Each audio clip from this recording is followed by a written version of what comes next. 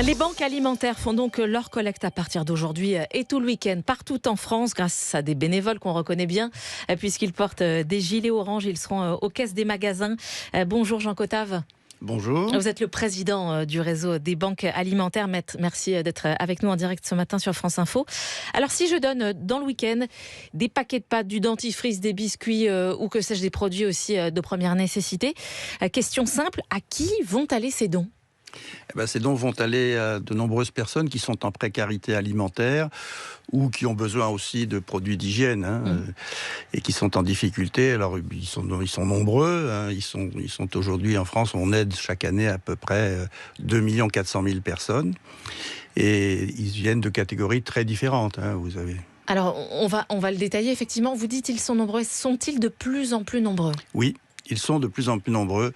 Entre 2019 et 2023, il y a eu plus de 30% de personnes en plus. En 4 ans seulement ? En 4 ans seulement, oui, absolument. Et ça, vous l'expliquez comment ? On l'explique avec toute une série de crises qui se sont succédées. Le Covid, la guerre en Ukraine qui a fait monter les prix de l'énergie, l'inflation.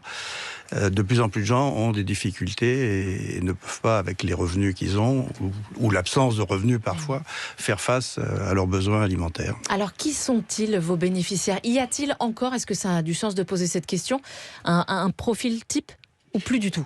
Non, il n'y a pas de profil type, il y a des catégories très différentes. On voit des catégories qui montent, si vous voulez, en ce moment. Il y en a 2 en particulier. Il y a ce que j'appellerais les travailleurs pauvres, c'est-à-dire des gens qui ont un emploi, qui sont en CDI, qui ont un logement, mais qui ont une famille, mais qui sont à mi-temps, par exemple, au SMIC. Quand vous avez une famille de 4 personnes à mi-temps au SMIC, une fois que vous avez payé votre loyer, vous avez fait face à vos factures d'énergie, le reste à vivre ne vous permet pas de vous nourrir correctement. Et ça, c'est le premier profil, effectivement. Voilà. Et vous parlez de... Il y a un second profil qui monte aussi beaucoup, c'est les étudiants. Et les étudiants, pour les mêmes raisons, ils ont des bourses assez faibles, ou pas de bourse du tout. Et de la même manière, ils ont un reste à vivre qui est très faible. Et ils ont donc besoin de nous. Alors, Jean Cotave, le slogan qui est inscrit sur votre affiche de collecte cette année, j'ai regardé, c'est « Les Français adorent manger ». 10% d'entre eux aimeraient juste pouvoir le faire. Ça veut dire, si je reprends votre affiche, que près de 7 millions de Français ne peuvent pas remplir leur frigo chaque jour, c'est ça ?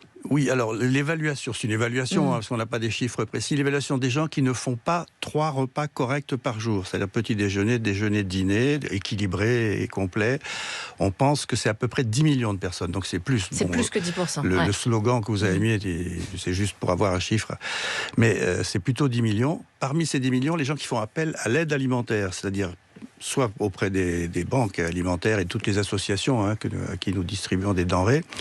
Si on ajoute ça les autres grands réseaux d'aide alimentaire comme les Restos du Cœur, la Croix-Rouge, le Secours populaire français, à peu près, là c'est entre 4,5 millions et 5 millions de personnes qui font appel. Donc c'est la moitié seulement des gens qui en auraient besoin. Ça veut dire qu'il faut vraiment aller donner ce week-end. Quels produits attendez-vous plus particulièrement ? Alors, c'est très différent d'une région à l'autre. Vous savez, on a 79 banques réparties sur le territoire national, en métropole et outre-mer. Et selon les secteurs, ils vont avoir besoin de plus d'une chose ou d'une autre. De manière générale, c'est des produits secs. C'est-à-dire qu'en ce qui concerne le frais, les fruits, les légumes, etc., ça, on l'obtient avec la ramasse quotidienne qu'on fait dans les grandes surfaces. Le jour de la collecte, on a besoin de produits secs. Et puis, on a besoin de produits d'hygiène aussi. Vous parliez, Jean Cotave, des profils, si tant est qu'on puisse les qualifier ainsi, de vos bénéficiaires. Vous n'avez pas évoqué la répartition selon les zones géographiques du pays. Cette précarité alimentaire, est-ce qu'elle touche toutes les régions de la même façon ou pas ? Elle touche à peu près toutes les régions et elle touche les zones urbaines comme les zones rurales. Je n'ai pas de chiffres précis sur zone par zone, mais je crois qu'on a affaire à des gens en difficulté et qui sont en précarité alimentaire un peu partout. Et qui augmente, on l'a bien noté. Est-ce que cette vraiment capital, là, ce que vous allez collecter ce week-end, ça représente à peu près quelle proportion de ce que vous allez pouvoir ensuite distribuer toute l'année ? Écoutez, c'est très important. Pour nous, c'est 10% de nos ressources annuelles.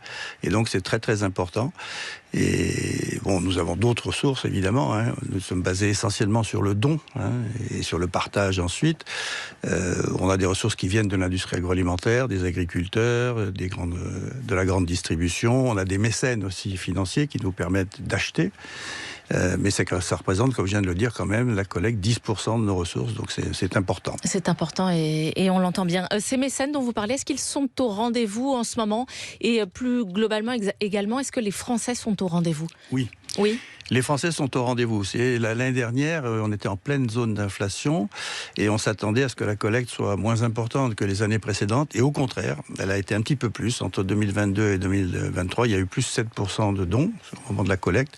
Et donc les Français, même en difficulté, restent solidaires. Merci beaucoup Jean Cottave pour toutes vos précisions. Vous êtes président du réseau des banques alimentaires.